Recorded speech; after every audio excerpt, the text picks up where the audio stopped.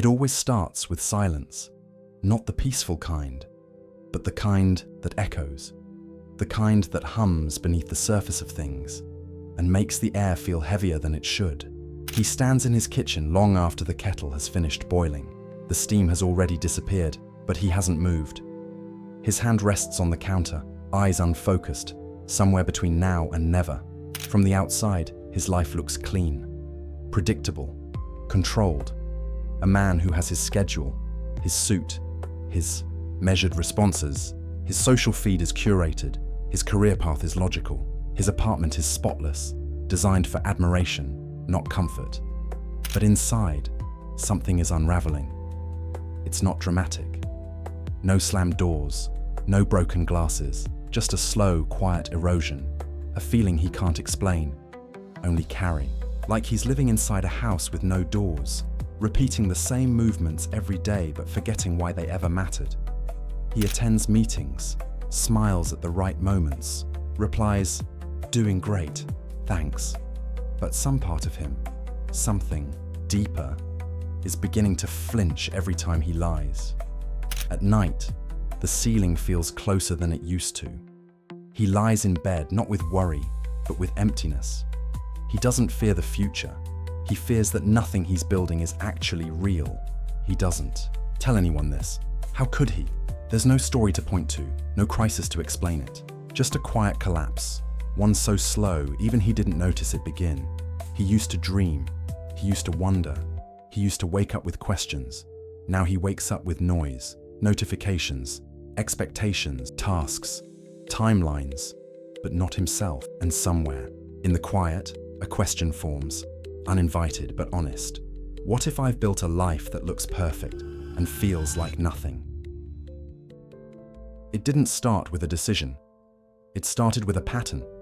Long before he could speak, before he could question, before he even knew who he was, the story had already begun, written in glances, in tones, in the space between words. He was a quiet child, observant, sensitive, the kind who noticed everything but rarely said what he saw. And even then, he could feel it, the tension between who he was and who the world quietly wanted him to be. He learned quickly what earned approval, smiles when he got top marks, praise when he stayed quiet, admiration when he helped without asking. His worth wasn't spoken, it was signaled. And over time, those signals shaped him more than any rule ever could. In his house, vulnerability was politely ignored. Questions about purpose were met with job applications. Success was measured in results, not in peace. And love? It was there. But sometimes, it felt like it came with a receipt. He grew up fluent in performance. By the time he hit his teenage years, the roles had solidified. The responsible one, the calm one, the achiever, the one who didn't make trouble. He wore those titles like armor. They made people proud, but they also made him disappear. No one asked what he loved, only what he was good at. No one asked who he was becoming, only what he planned to do. So he gave them what they wanted: ambition, discipline, control. But inside, he was starting to feel the cost. Because when your entire life is built on being what others need, you eventually lose track of what you need. The applause starts to feel like pressure. The praise starts to feel like a trap. And the silence, the one you've carried since childhood, starts to grow teeth. He didn't know it at the time, but he wasn't just living his life. He was inheriting a story passed down, not with intention, but with inertia, carried by generations who never questioned the script. Work hard, stay safe, don't feel too much, don't stray too far, don't fall behind. And the most dangerous part, he was so good at it, he didn't even realize it wasn't his. As he grew older, he got better at it, becoming who he was expected to be. He learned how to sharpen his answers, how to phrase things just right, how to give just enough of himself to be liked, but never enough to be known. He dressed the part, spoke the part, smiled at the right times, and because he was good at it, no one ever thought to ask if he was okay. He had a job that looked impressive, friends that looked supportive, posts that looked happy. He had crafted a version of himself that was palatable, professional, praised. A life that photographed well, even if it didn't feel lived in. Everything had polish. Everything had purpose. Everything had control. But late at night, when the lights dimmed and the phone stopped buzzing, he would stare at the ceiling and feel a hollowness he couldn't name. It wasn't depression, not quite. It wasn't anxiety, not always. It was more like disconnection. He was present, but not real. Like he was narrating his life from outside his own body, watching a version of himself go through the motions, while something inside whispered, "This isn't it." He didn't hate his life. That would have been easier. Hate gives you something to push against. This was different. He was indifferent to his own success. What used to excite him now felt obligatory.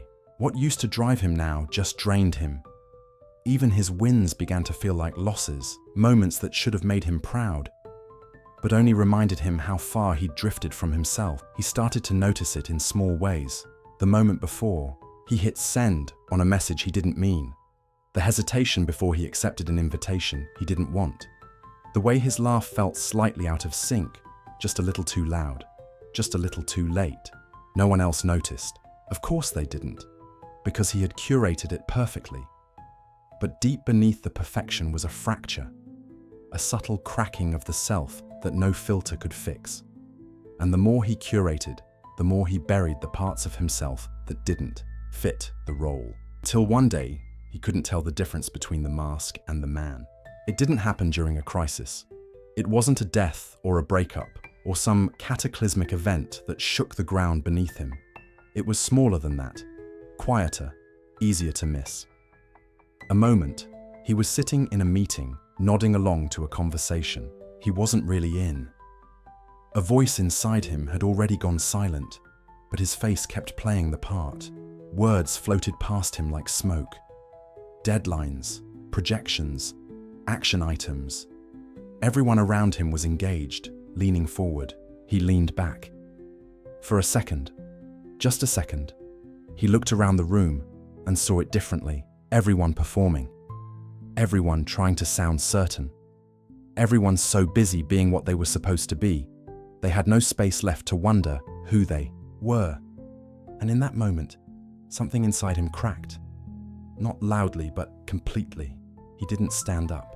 He didn't walk out. He stayed, smiled, finished the meeting. But when he got home, he sat on the edge of his bed for an hour, shoes still on, hands in his lap, trying to remember the last time he felt alive in his own body. He couldn't, he thought, about the dreams he used to have, the ones that made his heart beat faster when he spoke them out loud. He thought about the ideas he'd abandoned because they didn't make sense to others. He thought about the parts of himself he had boxed away, labeled unrealistic, or too much, or not practical. He wasn't angry, he was numb, and sometimes numbness is worse because you can fight anger. But numbness, you can drown in that without making a sound. That night, for the first time in years, he didn't distract himself. No scrolling, no noise, just silence. And in the stillness, a sentence formed in the back of his mind. Not a thought, a truth. I don't want this life. He didn't mean he wanted to quit it all or burn it down. He meant he wanted to feel something again. He wanted to remember who he was before the story was handed to him. He wanted his own voice back. And that realization, simple and terrifying, became the first real moment he had felt in years. Change didn't come like thunder. It came like a pause, a long breath in a quiet room. He didn't wake up the next morning with a plan. He woke up with space, a silence that no longer felt empty, but expectant. Something had shifted, not in his job or his relationships or his schedule, in his perception, his alignment, his awareness. He sat at his kitchen table, not with a checklist, but with a journal. And for the first time in years, he didn't write what he needed to do. He wrote what he needed to say. I feel disconnected. I don't know what I believe anymore. I want to live a life that feels like it belongs to me. And just like that, the page wasn't blank anymore. He began to notice things differently, the gut feelings he used to override, the tension in his shoulders when he said yes but meant no, the small bursts of aliveness when he let himself wonder, imagine. He didn't quit his job. He didn't vanish into the mountains. He didn't need to. This wasn't about escape. It was about authorship. He started asking better questions, not what's expected of me, but what do I want to create? Not who do I need to be for them, but who am I when I'm not performing? He started telling the truth, not always out loud, but to himself. He stopped pretending to enjoy conversations that left him drained. He gave himself permission to not know what comes next. He let go of the version of success that only ever made him feel small, and in the letting go, he didn't feel lost. He felt light. He didn't need to know the ending. He only needed to know that he was the one holding the pen now, no longer a character in someone else's story, no longer a prisoner of inherited expectations, but a writer, halting, imperfect, alive, crafting something new, something messy, something real. And on the last page of the journal, he didn't write a summary. He just wrote one sentence, his own.